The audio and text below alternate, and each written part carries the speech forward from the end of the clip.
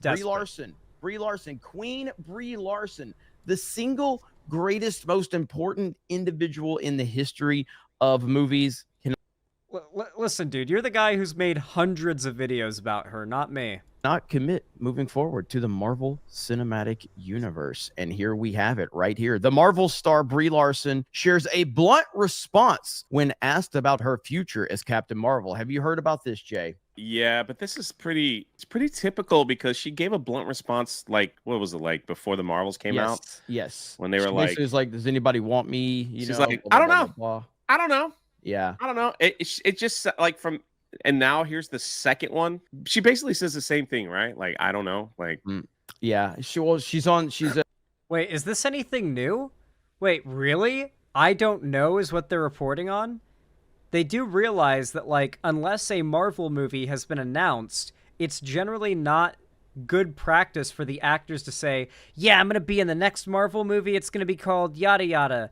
I'm pretty sure, like, the point of the whole, like, MCU unveiling thing is that you don't know when these characters are going to come back again, and you're waiting for them to, like, make their next appearance. If she's literally answered the same response every time they ask her if she'll be in another Marvel project, and she has been, but the answer is always, I don't know, because that's what all the actors answer when they ask, are you going to be in another Marvel project that's yet to be announced? That's how acting works. You don't spoil shit, or you could get in trouble. She's not Tom Holland, who I'm pretty sure is paid by Disney, and, like, part of his whole, like, marketing thing for Disney's, like, Marvel stuff is for him to fake spoiling stuff.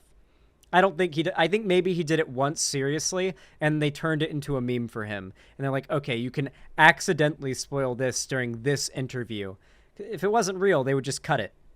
Doing an interview. We're going to go to that interview in just a minute. But the thing about it is this is after the failure of the Marvels. Like, this is after that. You know what I mean? So this is where it's a little different now because the Marvels has failed, and it's failed miserably.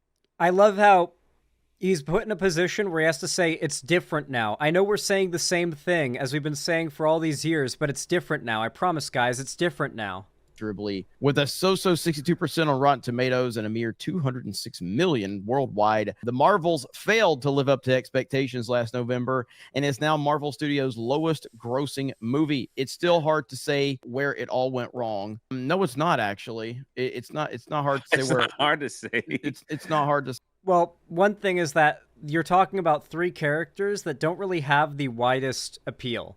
Like, it's not for the reasons these guys are arguing, but, like, the first Captain Marvel movie was just kind of all right, you know? Like, Carol Danvers is a neat character, but for all intents and purposes, Captain Marvel was a committee-designed movie. It had a very... It had not woke aspects, like how these conservatives refer to it as, but it had certain aspects of it that just kind of removed a little bit of the depth from the story that I think could have been better. But at the same time, rewatching the movie recently, it was a lot better than I remember it. Like, a lot of the scenes that I remembered as being, like, cringe appeals to feminism or whatever were really just appeals to 90s nostalgia. Like, particularly the music choices that people were like, oh, cringe, feminist, or whatever. It's just 90s nostalgia. Yeah, exactly, Phoebe in YouTube chat. Like, a lot of the movie is 90s nostalgia appeal, too. And I think it overplays it a little bit, but overall, it's actually a quite good movie, but it's not, like, a blockbuster good Marvel movie. And Miss Marvel was one of the Marvel shows, so it wasn't super big or anything like that, not a super big headliner character. And Monica Rambeau is only recognizable from the WandaVision show, which was just a show, right? Not as big as one of those big blockbuster movies. And everyone now knows you can just wait for these things to come to Disney Plus, like I did. So people just aren't going to the theaters. I don't really feel the need to defend these movies, but, like, I think it's important to point out these guys don't have any arguments against the wokeness they say is so bad and wrong. So instead, they try to feign the popularity of their belief. It's like how conspiracy theorists try to argue what they believe in. Like, a conspiracy theorist believes the Earth is flat, so they start doing a bunch of research on the internet, not about the shape of the Earth, but into flat Earth to learn more talking points and arguments to convince more people to be flat earthers. Because if there's enough people who are flat earthers around you, when a few people come along and say, you flat earthers are fucking idiots, you can say, nah, you're the idiots. And then everybody points and laughs at the normal people who think the Earth is not flat. And those people who think the Earth is flat feel so accommodated by the amount of people that surround them and agree with them, they don't feel a responsibility or a need to defend themselves. And frankly, to onlookers, when it's a huge group of people pointing and laughing at a small group of people, onlookers don't care who's right. They want to be part of the popular club. They want to be part of the in-party. FOMO is a powerful drug. Say at all. Let's see. Captain Marvel grossed $1 billion in 2019. Both Miss Marvel and Photon had taken center stage in 2 critically acclaimed Disney Plus TV shows. We can take some guesses, of course. Captain Marvel probably should have been somewhere in the title. That wouldn't have changed anything. Captain Marvel is the most protected film in the history of movies. We have Well, I mean, these guys have continuously claimed it was a fall flat at the box office, but it was a blockbuster movie. Like, it literally had massive sales at the box office. It was one of Marvel's highest grossing movies. So is the claim that, like, Captain Marvel is bad because it's woke, and that's why so simultaneously they'll argue a movie had low box office numbers, and that's a show that shows that it like performed badly and that it's like no one wants it. But then if a movie that they don't like does well, they will argue Disney inflated the ticket sales. So I have heard this guy argue that Disney inflates ticket sales and buys out tickets to inflate their woke movies to make them look more successful so they can't make fun of them for it many times.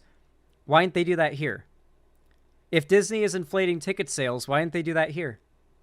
And make it look like it was successful like they supposedly did with Captain Marvel. Evidence? Oh, they have no evidence. They just feel like it. You know, it fifis over Riri's. Anyway. Never seen a film more protected, put in more of a spot. And again, I'm not saying there's anything wrong with that, to be clear. All right. There's nothing wrong with positioning your films that you think are going to maybe underperform or something like that. There's nothing wrong with positioning them to succeed.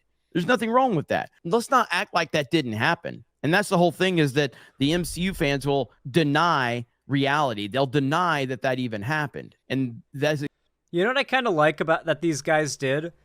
I feel like these two were getting a lot of shit about being neckbeards, like surrounded by action figures and comic books, while like shit talking women and minorities in media. Like it started, like their audiences started to realize, like,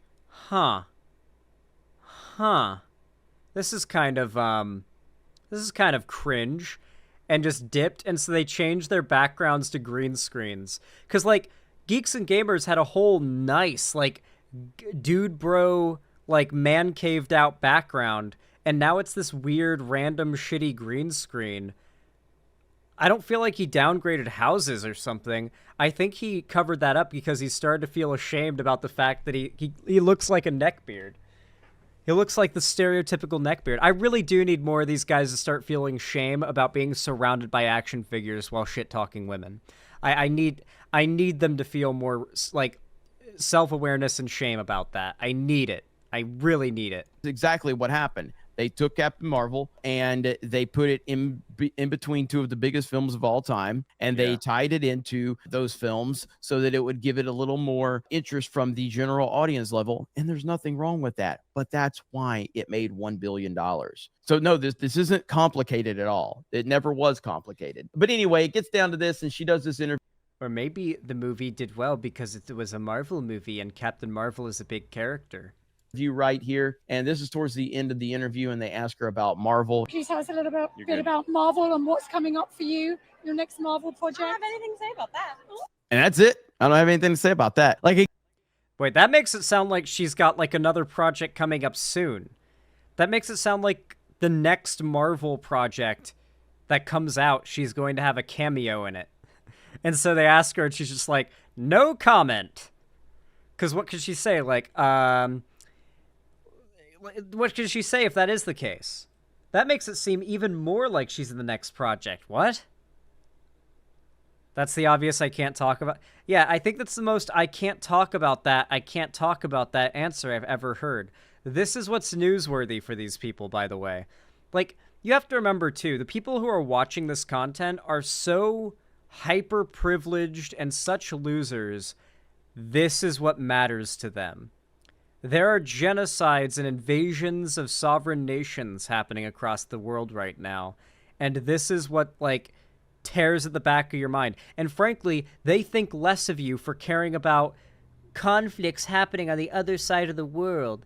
They think less of you for caring about real world problems, because this is what really matters. If you really knew, if you were really smart, you'd know these are the real issues.